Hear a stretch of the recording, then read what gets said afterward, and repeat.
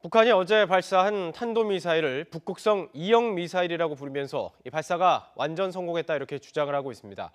북한이 주장하고 있는 북극성 2형 미사일 어떤 무기 체계인지 김주환 YTN 정치안보 전문 기자와 이야기 나눠보도록 하겠습니다. 전화 연결되어 있습니다. 안녕하십니까? 네, 김주환입니다. 자, 북한이 어제 기습 발사한 탄도미사일 북한 측에서 북극성 2형이다 이렇게 호칭을 했습니다.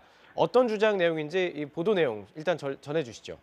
네, 어제 오전 7시 55분 평안북도 방현에서 발사했는데 우리 군 당국은 최초의 노동급 미사일이라고 했다가 오후에는 무수단급 개량형 미사일이다 이렇게 이야기를 하면서 중요한 점은 고체 연료를 사용했다라고 어제 설명을 했었습니다. 그런데 오늘 아침 북한이 아침 6시 조선중앙TV 보도를 통해서 북극성 2형이 발사가 완전 성공했다 이렇게 주장을 했습니다. 좀 설명이 필요한 부분인데요. 북한은 그동안 지난해까지만 해도 잠수함 발사 탄도미사일 그러니까 심포급 잠수함이라고 부르는데 그 발사 SLBM 잠수함 발사 탄도미사일을 북극성 1호라고 주장해 왔습니다. 그런데 오늘 느닷없이 북극성 2호라고 주장한 배경에는 현재까지 추정입니다만 북한의 SLBM 미사일은 사실 과거 구소련의 R-27, JYB, 나토 코드 이런 중거리 SLBM 미사일 체계가 있었습니다.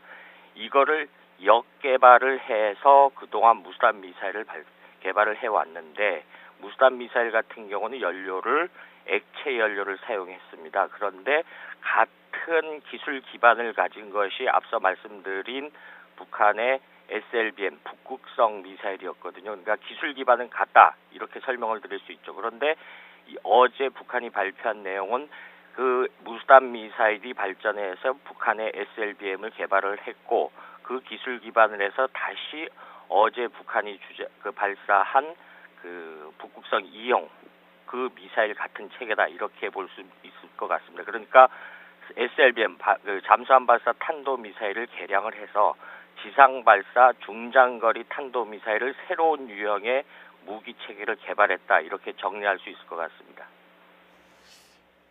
네, 어찌됐든 새로운 발사 체계가 북한이 주장하는 대로라면요 이루어진 것으로 보이는데 북한의 주장대로라면 우리나라를 포함해서 지금 주변 국가들의 상당한 위협이 되는 건 사실 아니겠습니까?